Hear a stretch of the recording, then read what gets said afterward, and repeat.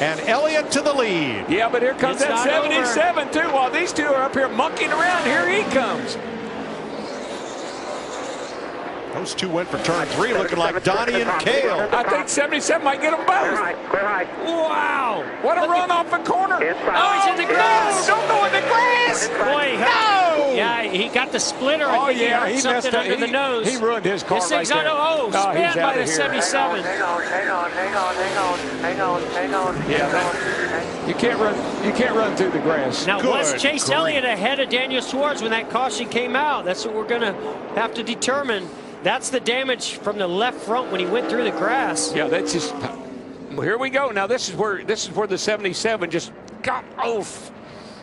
You know, that's the problem with that grass. When you get in, we saw this with Dale Earnhardt Jr. several years ago. It ripped the nose right off of his car down in the grass. But you know what I liked about Chase Elliott? He gave Suarez a chance to get his car back under control. He didn't go in there and just keep driving. He gave him a chance to get back under control.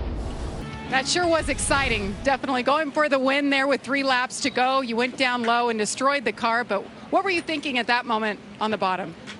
Well, you know, we had to make something happen. It was kind of a, you know, getting down to it. I guess 3 or 4 to go at that point, and you know, we were kind of behind the 8 ball there after the first segment and trying to work our way back, and you know, had a big run on the top. I knew the 19 wasn't going to leave us room, and you know, I got behind the 24. I couldn't see where the asphalt and the grass began, so just tried to make a move, get to the 24, and knew if we could clear them, we could drive away. We were pretty fast, you know, most of the day, so it's just unfortunate for our day to end that way, but we'll come back next week and bring another fast car and do it again here.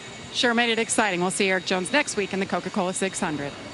Xfinity champ Daniel Suarez from Monterrey, Mexico for Joe Gibbs Racing and Toyota. He will come to the checkered flag and win stage 3. Yeah, that's fun, man. Good job. And Daniel Suarez continues to impress. First All-Star weekend. You're in the big show. That was money on the restart, but how difficult deciding which lane to choose? It was very difficult. Actually, after I took the bottom, I said, man, maybe I want the top.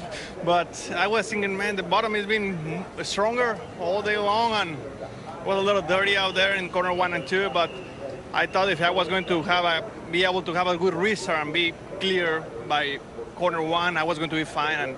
And luckily, we had a decent restart right there, and it worked out well. Now hit the reset button. Now you're going for $1 million.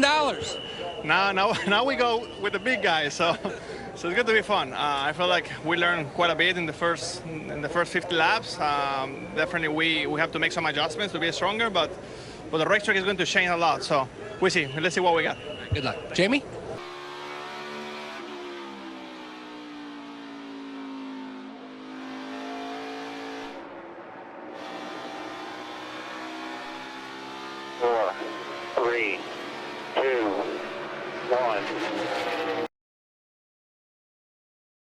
Expired.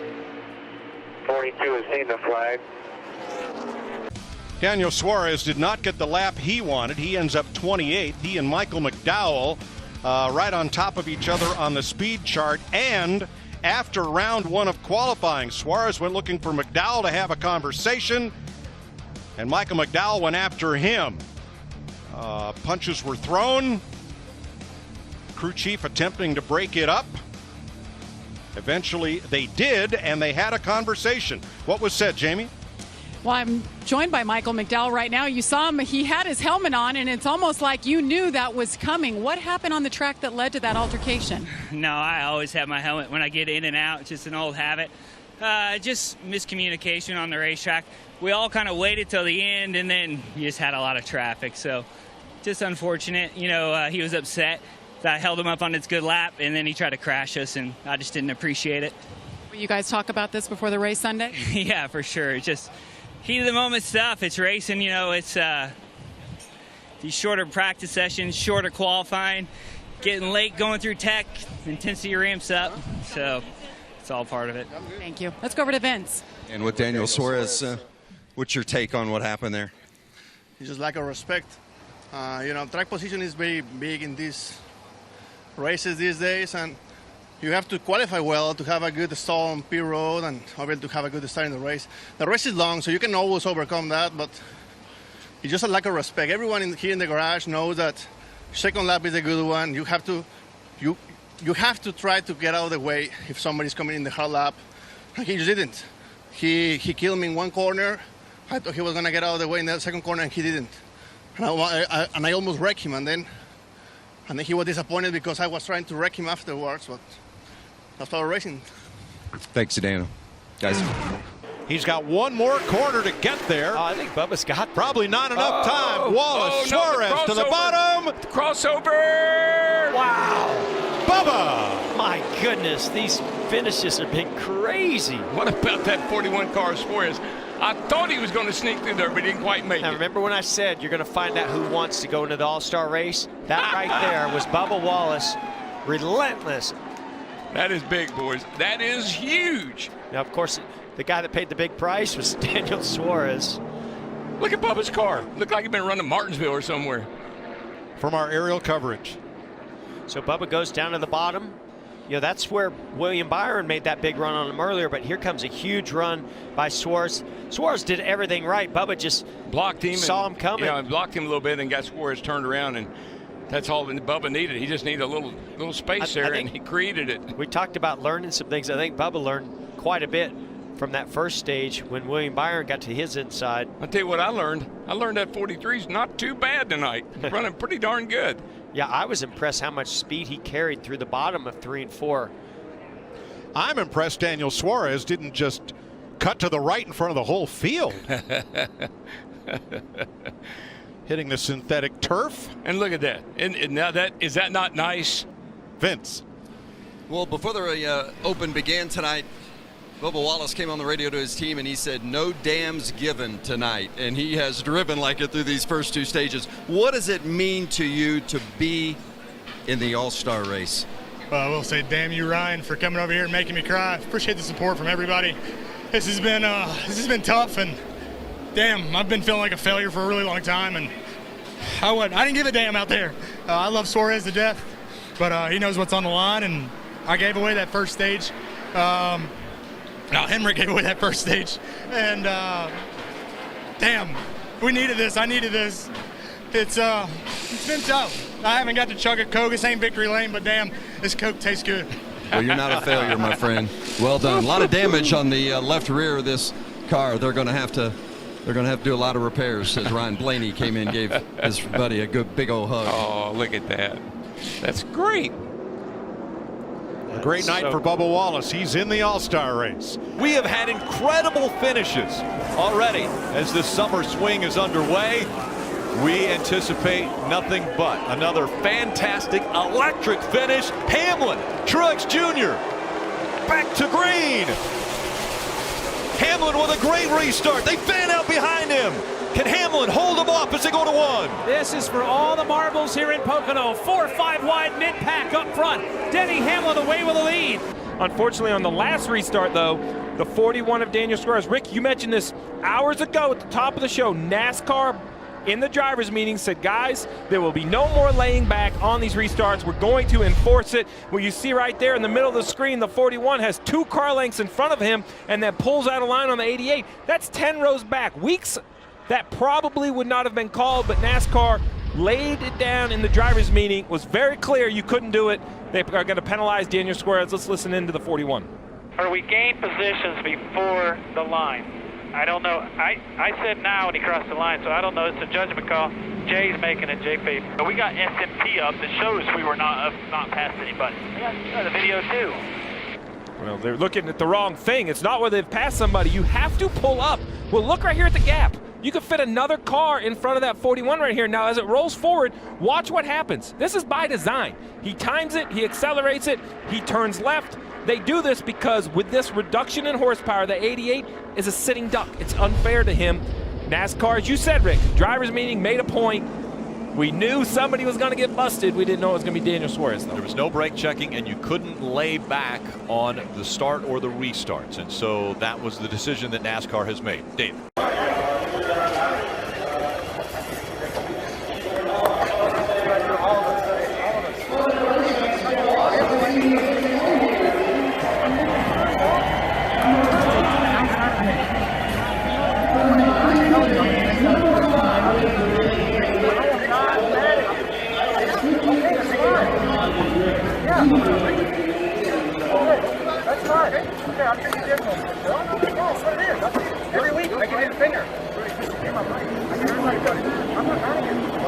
Okay, don't get rid of my fingers. Let me keep going.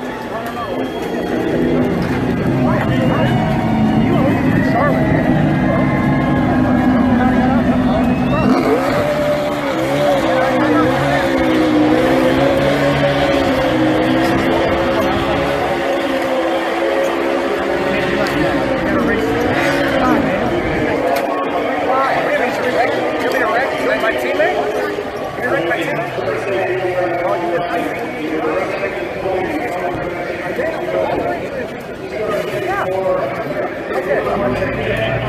I'm going to guess that he was mad because of the restart violation that sent him to the back prior to that start. And then we just got into it into 3, and I told him he was number 1 for a whole lap.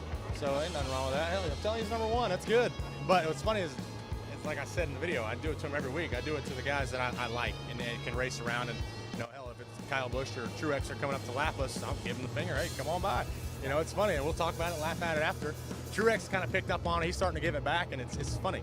So let's take a look at the replay of what caused this problem for Ryan Newman. 41 car, Daniel Suarez down the front straightaway, trying to get that side draft, trying to get on that quarter panel. Didn't get there, though, until he got to the corner.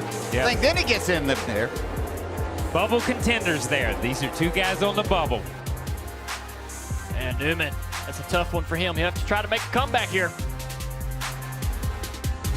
I have to replay and watch it. He had me jacked up going into the corner, and then they said he hit me, but pretty much uncalled for. He was struggling to catch me there for a while and finally got to me and then just turned me around. Whether he hit me or not, he turned me around. So I guess what comes around goes around. The odd part of that is you will now go into Indy tied with him for the last spot in the playoffs. So, I know you don't approach Indy any differently, but it is going to be a pressure-packed race for you and the 16. I'm used to that. I'm good with that. My car is clean. And, we always race very hard. Obviously, Newman, he's very well known for racing extremely hard. He's one of the hardest guys to pass out there, and I have a lot of respect for him. It was, I think, the second time or third time I was trying to pass him, getting into a 1, and he was just blocking me. And that time, I got him aero loose, but I didn't touch him. My car is 100% clean. But that's kind of racing, He raced me hard, I raced him hard back. All right, so the bigger pictures, you're in a dead heat now with Ryan as we go to the final regular season race at Indianapolis. How do you like your chances sort of head-to-head to come away with a spot? We should be good. I love Indianapolis, one of my favorite racetracks. So let's go out there, have some fun, and hopefully we can be all in after Indianapolis, because right now it's been a deal of racing points and trying to be smart and trying to race sometimes 95%, sometimes 100%, sometimes 90%. I can wait to finish Indianapolis, hopefully in the good side of things, and go fight hard. Oh, there's Under lap to go, a big crash. Big crash. Suarez, a lot of damage. Keep digging here. They've got the white. Keep digging. And he keeps rolling. Again, race leader has already seen the white flag as Suarez will go around again. That'll be should be a spot for Almirola, right? Is he going to be able to keep rolling? Go, go, go, go, go, go, go, go, go, go. Again, Chase Elliott with a 2.9-second lead over Alex Bowman. Yeah, 6 car here trying to do everything he can, and he makes a big move there, but caught the 41 by surprise. Hemrick nowhere to go, big contact. That was a big hit. Yeah, it was. I didn't know I needed to do a pass through. So I just stopped. That's not it. I wasn't confident. I wasn't like, they were telling me on the radio how fast I went.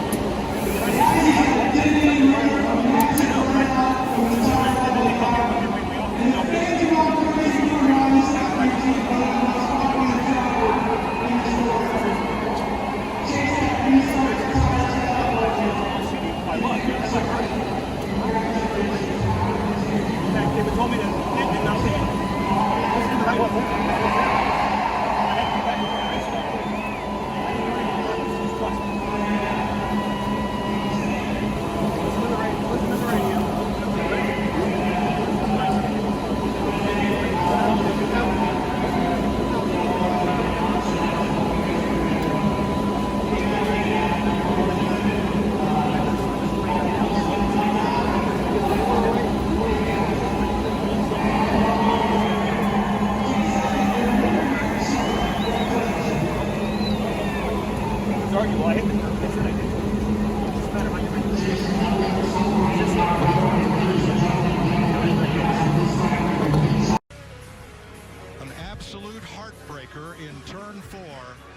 Daniel Suarez.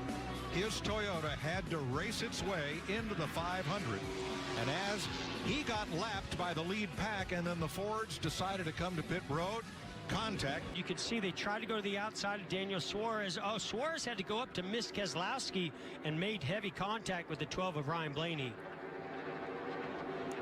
Didn't look like Blaney was part of that group that was going to pit because that inside lane was fill up. Yeah, there was no way Blaney was going to be able to make it to pit road there. But what's the impact of this now for Daniel Suarez being one of those open cars? Had to race his way in. So I just wonder, was Blaney going to try to maybe sneak to the outside or in that gap between the 17 and the 2? I don't see how that was going to be possible. He had to have known that Suarez has already made his pit stop. But he also knew he had Ryan Newman on his outside. Let's check with Regan. Well, certainly not the interview that we wanted to have this early at the Advent Healthcare Center. Daniel, talk me through what happened there. Obviously, the Ford cars were pitting and then contact between you and the 12. I would like to see a replay first, but really these guys,